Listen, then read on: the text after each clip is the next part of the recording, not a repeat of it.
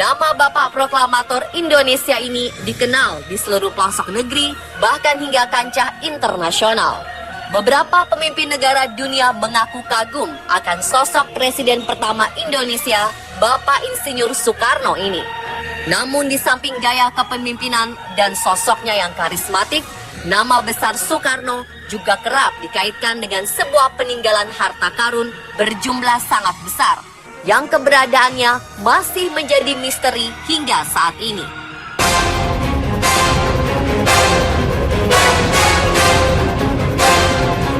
Mungkin sebagian dari Anda juga pernah mendengar tentang harta karun peninggalan Soekarno untuk bangsa Indonesia ini.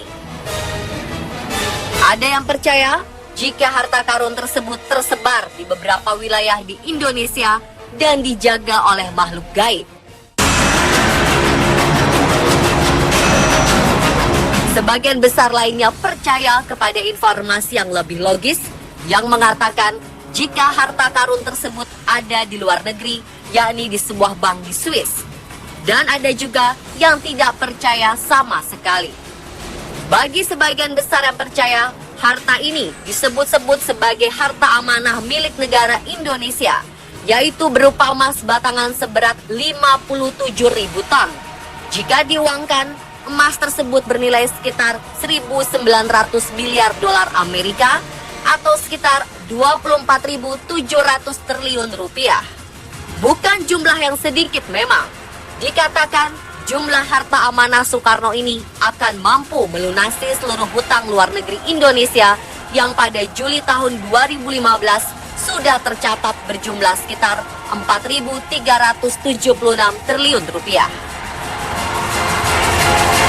Dan jika memang benar ada, jumlah tersebut masih memiliki kelebihan untuk berbagai pembangunan lainnya dan untuk memakmurkan rakyat. Berbagai spekulasi mengenai keberadaan harta karun tersebut terus bermunculan. Ada yang meyakininya hingga melakukan berbagai tindakan pelacakan, namun tidak sedikit yang meragukannya. Apa bukti yang menyebutkan jika harta karun peninggalan Soekarno ini benar-benar ada? Dan dari manakah asal harta karun tersebut?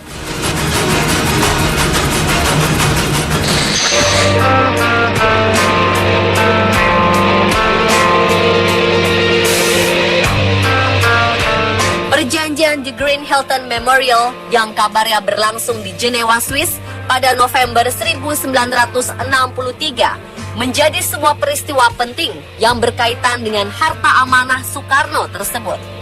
Disebut-sebut Bung Karno pernah menyetor dan menitipkan harta karun kekayaan Republik Indonesia sebanyak 57.000 ton batangan emas kepada State Treasury.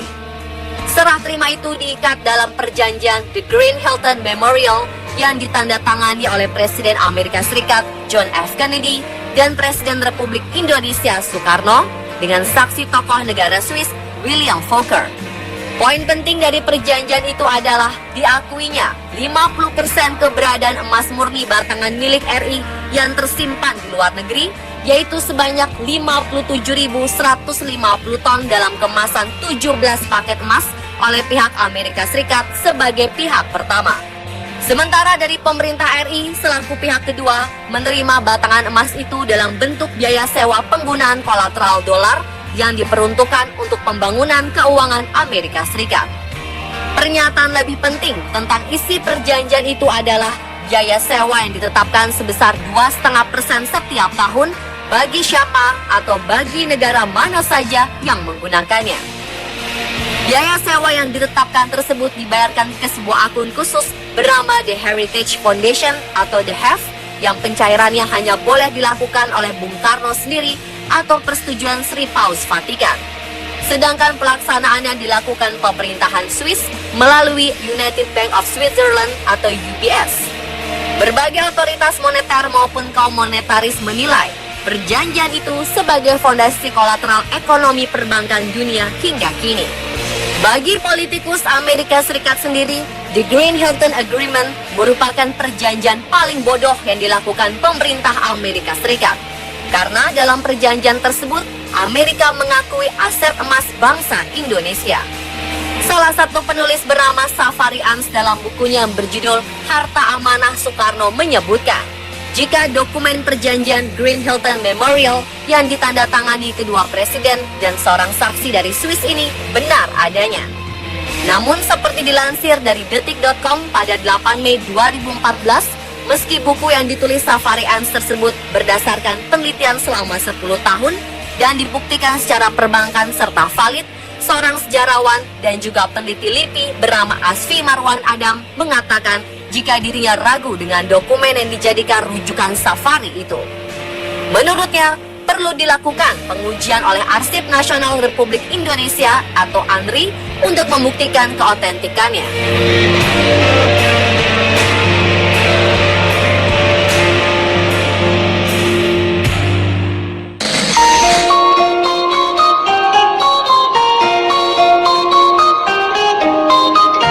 Lalu, dari manakah asal harta sebanyak 57.000 ton emas tersebut?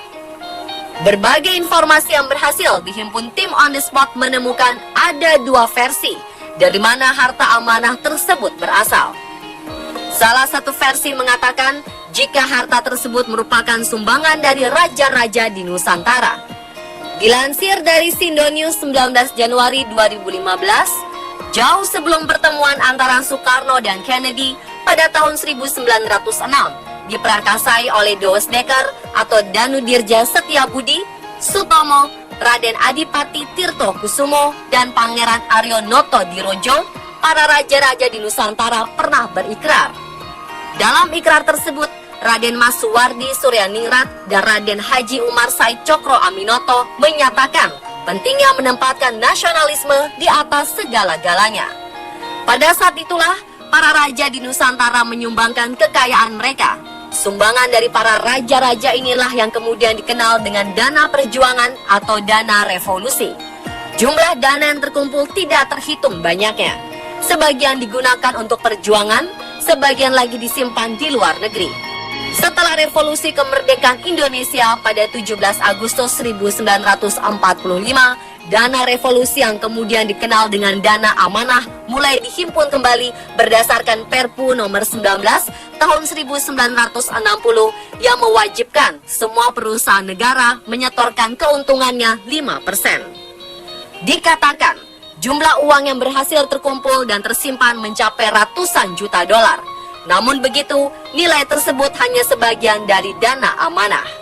Sebagian besar dana yang terhimpun adalah yang tercatat dalam perjanjian The Green Hilton Memorial Agreement Geneva yang ditandatangani di Hotel Hilton Geneva.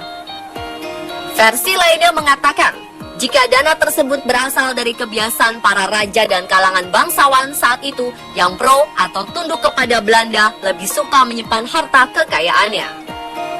Harta yang disimpan para raja itu biasanya dalam bentuk emas batangan dan tersimpan di bank sentral milik kerajaan Belanda di Hindia Belanda, De Fayasche Bank, yang merupakan cikal bakal Bank Indonesia. Namun secara diam-diam pihak Belanda memboyong seluruh emas batangan milik para raja-raja dan bangsawan Nusantara tersebut ke negerinya. Namun setelah meletus Perang Dunia II di front Eropa, kala itu wilayah kerajaan Belanda dikuasai oleh pasukan Nazi Jerman, yang kemudian memboyong seluruh harta kekayaan Belanda ke Jerman, termasuk harta simpanan para raja di Nusantara. Selanjutnya, Jerman yang dikalahkan oleh pasukan sekutu yang dipimpin Amerika Serikat, lalu membawa harta-harta tersebut ke negaranya. Bermodalkan harta tersebut, Amerika kembali membangun The Federal Reserve Bank atau Fed yang hampir bangkrut karena dampak Perang Dunia II. Kabar penjarahan emas batangan oleh pasukan Amerika itu didengar oleh Bung Karno yang mengutus Dr. Subandrio, Hairul Saleh, dan Yusuf Muda Dalam. Pihak Amerika dan beberapa negara sekutu saat itu selalu berdalih Perang Dunia masuk dalam kategori force majeure, yang artinya tidak ada kewajiban pengembalian harta tersebut oleh pihak pemenang perang. Namun dengan kekuatan diplomasi Soekarno, akhirnya berhasil meyakinkan para petinggi Amerika Serikat dan Eropa jika aset harta kekayaan yang diambil alih sekutu itu berasal dari Indonesia dan milik rakyat Indonesia. Di antara fakta yang paling kuat adalah para ahli waris dari nasabah The Yavaşe Bank selaku pemilik harta tersebut yang masih hidup. Dari situ, maka terbagi harta kekayaan masing-masing 50% antara Indonesia dan Amerika Serikat dan pasukan sekutu. Maksud dari pembagian itu adalah 50% berupa 52.150 ton emas murni dijadikan kolateral atau jaminan untuk membangun ekonomi Amerika Serikat dan beberapa negara Eropa yang baru luluh lantak dihajar Nazi Jerman. Sedangkan 50% lagi dijadikan sebagai kolateral atau jaminan yang membolehkan bagi siapapun dan negara manapun untuk menggunakan harta tersebut dengan sistem sewa atau leasing selama 41 tahun dengan biaya sewa per tahun sebesar 2,5%. Siapa saja pihak yang pernah mencoba mencairkan harta amanah peninggalan Soekarno ini? Lalu bagaimana tanggapan pihak keluarga Bung Karno sendiri mengenai harta karun amanah ini? Saksikan bagian keduanya besok di On The Spot.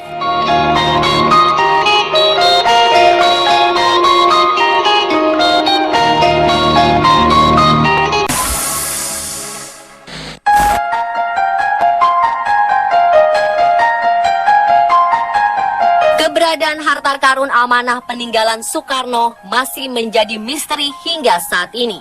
Sebagian besar percaya jika harta berupa emas tersebut hingga kini masih tersimpan di Union Bank of Switzerland atau UBS atas nama Soekarno sendiri.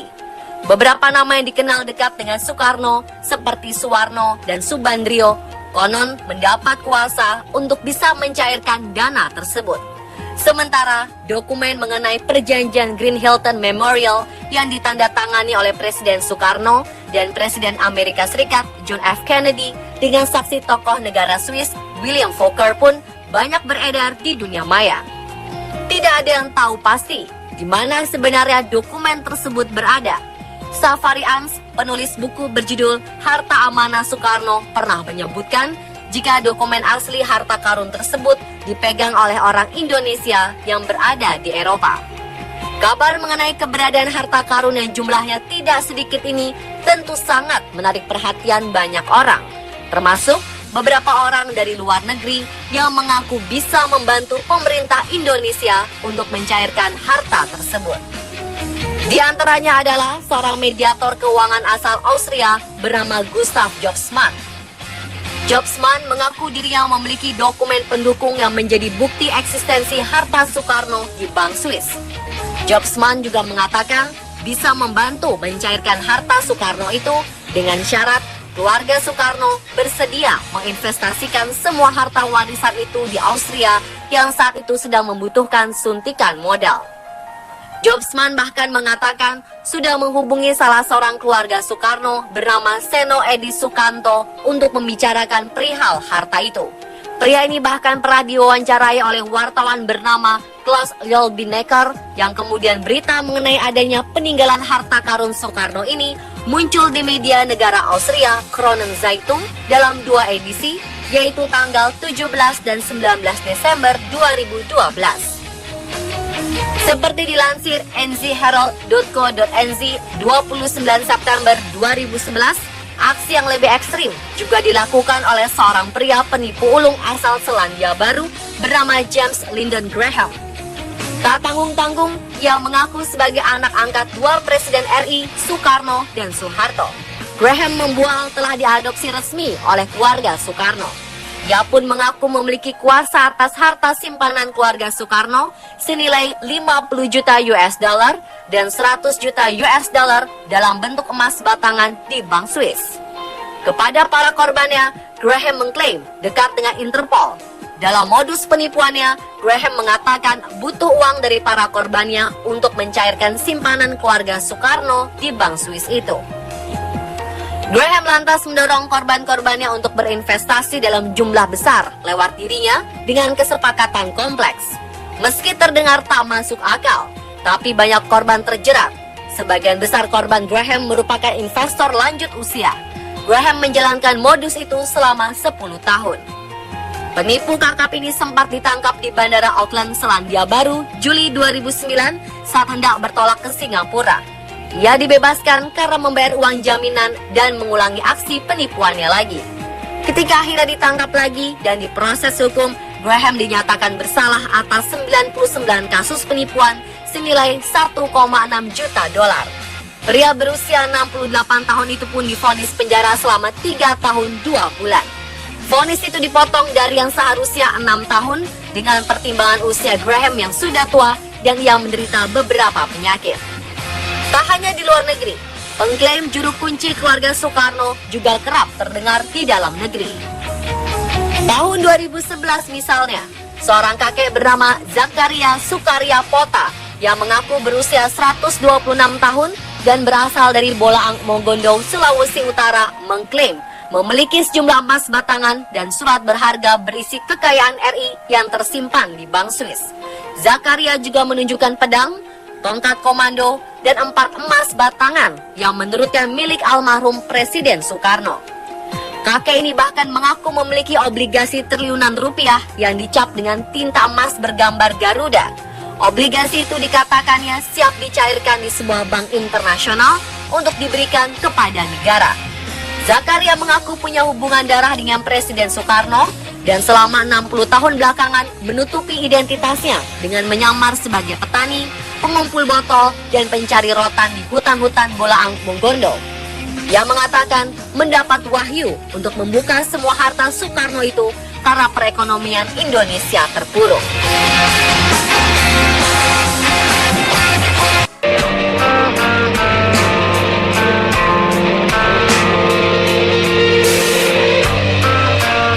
Inilah tanggapan pihak keluarga Soekarno.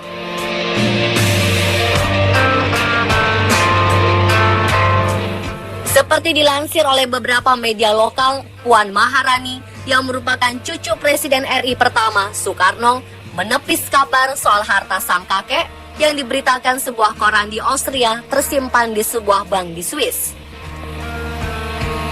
Wanita yang kini menjabat sebagai Menteri Koordinator Bidang Pembangunan Manusia dan Kebudayaan Republik Indonesia ini juga mengatakan tidak memiliki anggota keluarga bernama Seno Edi Sukanto seperti yang dikatakan oleh Gustav Josman di media Austria tersebut. Ia juga mengatakan jika keluarganya tak mau terlibat dan ikut campur soal berbagai pemberitaan lain mengenai harta Soekarno itu. Di kesempatan lainnya, salah satu putri dari Soekarno, yakni Sukmawati Soekarno Putri, pernah mengatakan jika pihak keluarga sering didatangi oleh pihak yang mengaku memiliki dokumen asli tentang keberadaan harta karun Soekarno.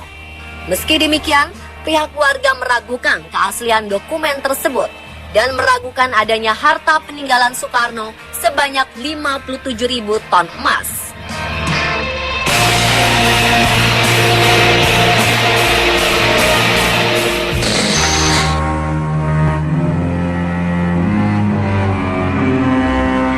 Sementara itu, mantan Duta Besar Republik Indonesia di Swiss, Joko Susilo, pernah mengatakan bahwa kabar soal harta Soekarno di UBS itu tidak benar. Joko mengaku sering dihubungi sejumlah pihak di Indonesia maupun di tempat-tempat lain yang mengklaim menyimpan data soal warisan Soekarno di Swiss berupa emas dan uang.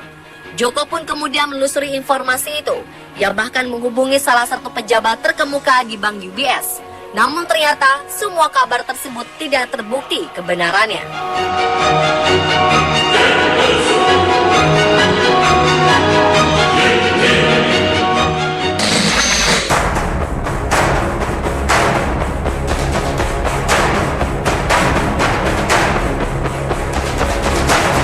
Kabar angin soal harta Soekarno memang tidak pernah jelas. Namun justru mengundang berbagai pihak yang mengaku bisa membantu pemerintah Indonesia mencairkan harta karun tersebut. Bahkan menginspirasi sejumlah penipu dalam menjalankan aksinya. Sebagian orang yang mengaku-ngaku sebagai pewaris Soekarno yang bisa mencairkan hartanya di Bank Swiss pun pada akhirnya tidak bisa membuktikan apa-apa. Sampai saat ini, belum ada kisah lanjutan bahwa mereka telah berhasil mencairkan harta Soekarno tersebut. Dan kisah-kisah ini berlalu dengan cepat seiring angin berhembus.